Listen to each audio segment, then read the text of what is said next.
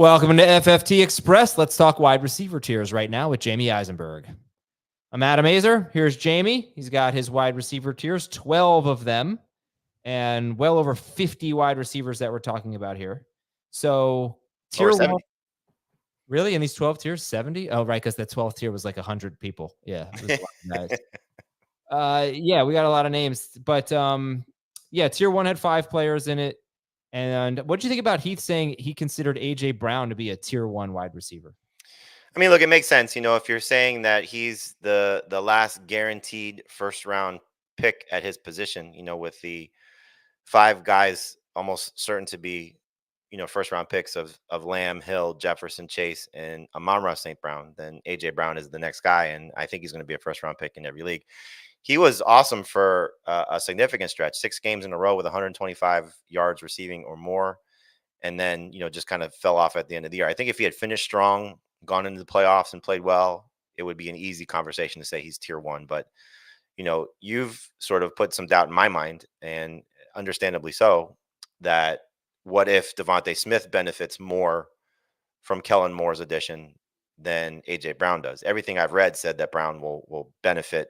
I don't know, more than Smith, but certainly will benefit.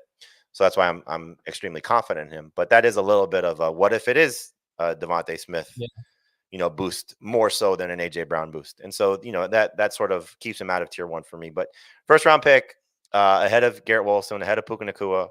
And I think the upside is still absolutely amazing. Yeah, AJ Brown had a target share over 30% last year.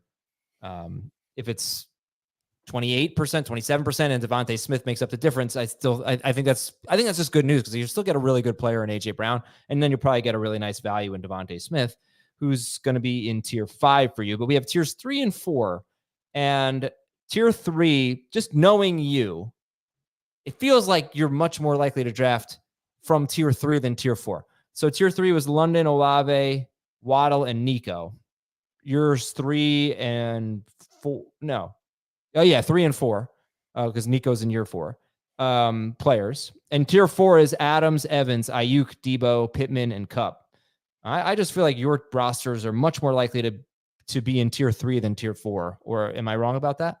Most of it could just be the spots that I'm drafting in and the people that I'm drafting with. But most of the time, I'm able to get one of Jalen Waddle or Nico Collins in round 3.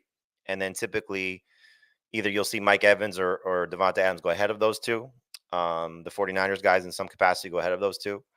And then what I tend to do is go to the next tier, and I have a lot of George Pickens shares. So Pickens, Metcalf, trying to think who else is in that group. Higgins, Smith, DJ Moore. Yeah, that group is usually more where I live, and the 3 tiers above tier 4. So tier 4 I'd be fine with, but I just don't find myself ever being in a position where I have to draft those guys. So I tend to avoid them. So what's the difference between Nico Collins and the 49ers receivers? They both have crowded receiving cores. They all have a crowded receiving core, and they're all terrific players. Why is Nico Collins a tier ahead of the other two? One, I think more volume. So I think he'll get as many, if not more, targets than those other 2 guys. 2, I think what we'll see is, and it's just the track record is, certainly for Deebo Samuel, he tends to miss some time. I'm concerned about the Brandon Ayuk situation, that there may be a holdout, and just how this is all going to play out. So I like the upside of Collins. And, it's easy to say, the pro Collins people will say all the things that he does fits CJ Stroud's skill set in terms of the routes that he runs, his ability to get open, all those things. And it really took the right quarterback and right system to unlock what was a decent player in his first 2 years and made him into a potential superstar. And so I think he's different than the other 2 guys on his own team. The naysayers for Nico Collins will say, well, he did a lot of his production without Tank Dell toward the end of the season, and now you're throwing Stephon Diggs in there. I just feel a little bit more comfortable with, Stroud and how much he'll throw by comparison, or how much more I expect him will throw by comparison to what the 49ers offense is. Okay, we're going to take a break. But I mean, we're separating them by 2 or 3 players, so it's nitpicking. Yeah, sure. We'll take a break on Fantasy Football Today Express. Come right back and talk about some more wide receiver tiers. All right, so wide receiver tier 4 is Adams, Evans, Ayuk, Debo, Pittman, and Kupp. Then we get to tier 5, Pickens, Metcalf, Higgins, Smith, DJ Moore, Christian Kirk, Tank Dell, and Stephon Diggs. What's up, dog? And Pickens, Metcalf, Higgins, Smith, DJ Moore, Christian Kirk, Tank Dell, Stephon Diggs. Are these wide receiver twos for you? Oh, 100%. Yeah. And, we said this on the full length show. We've been saying it for months that the wide receiver 2 group is at least 30 to 35 deep, so it comes down to how much you like guys like Calvin Ridley and Amari Cooper still, and, Terry McLaurin, those type of guys. But I think they're borderline number 2 receivers. But yeah, for this group, for sure, these are number 2 guys that you would prefer them to be number 3. In some cases, they could be your number 4 receiver, if you just go heavy receiver to start your team. But yes, these are number 2 caliber wide receivers. So then after that, tier 6 is Godwin, Neighbors, Flowers, Cooper, Ridley, McLaurin. And right here is when we can say, all right, after this group could get a little hairy. After this group of Godwin, Neighbors, Flowers, Cooper, Ridley, McLaurin, the next tier is Jaden Reed, McConkey, Marquise Brown, Deontay Johnson, Christian Watson, Rashee Rice, DeAndre Hopkins. I like that tier a lot, but those guys really need to be my 3rd receiver, if not 4th, right? I mean, we're running out of reliable. Is that the word? Reliable receivers at this point, once we get to tier 6 and 7? Yeah, I mean, you can make a case that, Hopkins can still be reliable and Deontay Johnson can be reliable.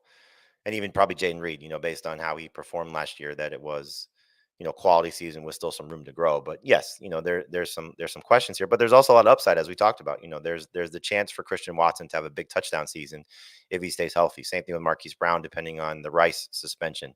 Rice, if he's not suspended or doesn't have a significant suspension based on how he finished. So this is a good place to sort of get, for me, it's worst case scenario, I would like it to be my flex, so take 3 receivers. This is my 4th in a 3 receiver league. But yeah, I like taking, I have a lot of Christian Watson. I have a lot of Deontay Johnson so far because of where they fall in drafts and how I believe in these 2 players and their situations. All right, so I can't go through every tier, but what do you look for once we're done with like this sort of reliable players? At what point do you stop looking for upside, if ever, and just start to look for, okay, I can throw this guy in my lineup because he'll get me 10 points on a bye week or something like that? Do you ever focus on those types of guys, or are you always shooting for upside? I think if you end up with a roster that has just too much quote unquote upside guys, so you drafted Marvin Harrison as your 1st receiver. You drafted T. Higgins as your 2nd receiver. You drafted I was going to say George Pickens because I feel like George Pickens as your 2nd receiver. Malik Neighbors as your 3rd receiver. Christian Watson as your 4th receiver. Okay, now I got so much upside. What if they all either do what they've done in the first couple of years of their careers, or they just flop? And so then maybe now I'm looking for a little bit more of a safety valve. So Deontay Johnson comes into play as a 4th receiver there, just because you know what you're getting. Or you go and you get later on in the draft, you get an Adam Thielen or something like that. Somebody that just has not a safe floor, but it feels like a more comfortable floor. So look, you don't want to put your whole fantasy season in just all upside guys. But man, if those guys that we just mentioned hit, then you don't have to worry about anything else from a floor standpoint. Look who's here. Look who's watching us. You think it's the real Dave Richard? I do think it's the real Dave Richard. He's in the chat. I think he's here to reclaim tiers. He went out of town for Tiers Week. He's probably a little upset about it. We see you, Dave. All right, well, we'll see Dave, I think later this week, if I'm not mistaken. And I think tomorrow. Holy moly. All right, Dave Richard, we look forward to hearing from you. Thanks for watching and listening to Fantasy Football Today Express. We'll see you tomorrow.